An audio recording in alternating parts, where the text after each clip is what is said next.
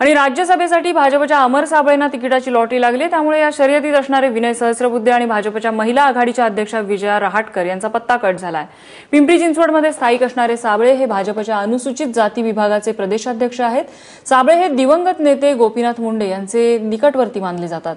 यंदा पिंपरीमधून त्यांनी विधानसभेचा अर्ज भरला होता, मात्र जागा वाटपात भाजपने ही जागा आरपीआयला दिली। त्यामुळे अमर साबळेंना राज्यसभेत पाठवत त्यांचं राजकीय पुनर्वसन करण्यात येणार याची चर्चा आहे।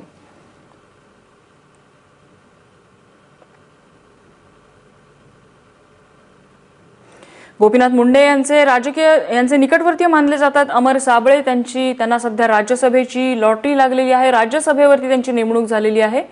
लोकसभेसाठी विधानसभेसाठी त्यांनी अर्ज भरलेला होता, परंतु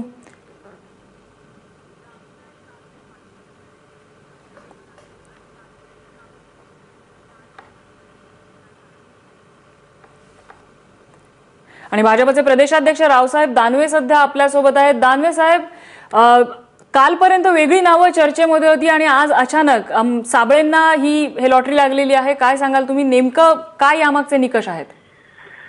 ही अचानक लॉटरी नाही। भारतीय जनता पार्टीनं महाराष्ट्राच्या पार्लमेंटरी बोर्डामध्ये ज्या नावावर चर्चा केली होती त्या नावामध्ये सर्वसमावेशक असे 4-5 नावं होते। त्यामध्ये अमर साबळे यांचंही एक नाव होतं।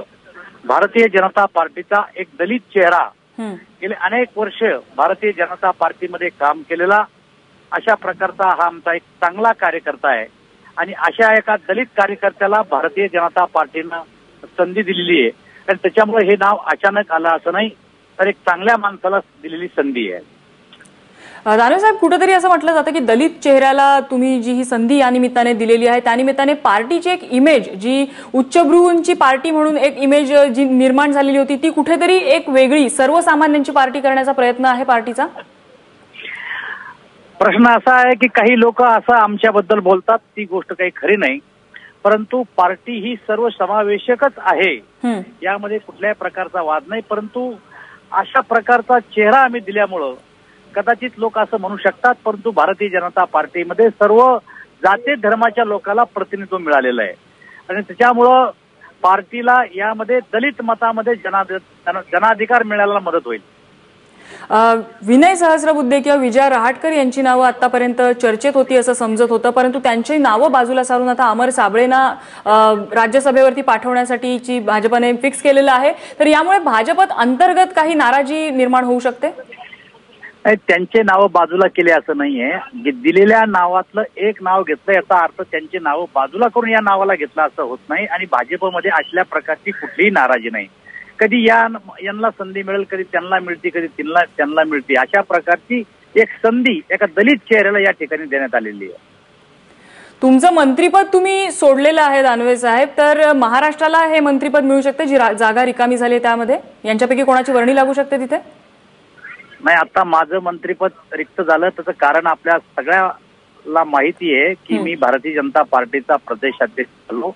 भारतीय जनता पार्टीमध्ये एक व्यक्ती एक पद या न्यायाप्रमाणे मी माझं मंत्रिपद सोडलेलं आहे आणि पूर्ण वेळ मी भारतीय जनता पार्टीचा काम करण्यासाठी आता मी महाराष्ट्रभर फिरतोय। परंतु माझं जे पद रिक्त झालंय हे पद आता मंत्रिमंडळाच्या वाढीच्या वेळेसच कळल की हे पद कोणाला दिलं जाईल आणि हा निर्णय अजून घेतलेला नाही।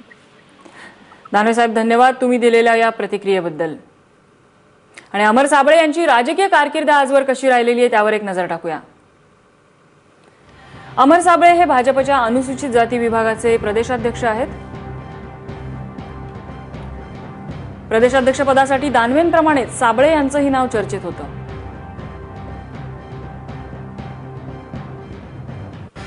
विधानसभा निवडणुकीत अमर साबळेंनी पिंपरीमधून अर्ज भरलेला होता, पण ही जागा रिपाईसाठी सोडण्यात आली, त्यामुळे साबळेंनी आपला अर्ज मागे घेतला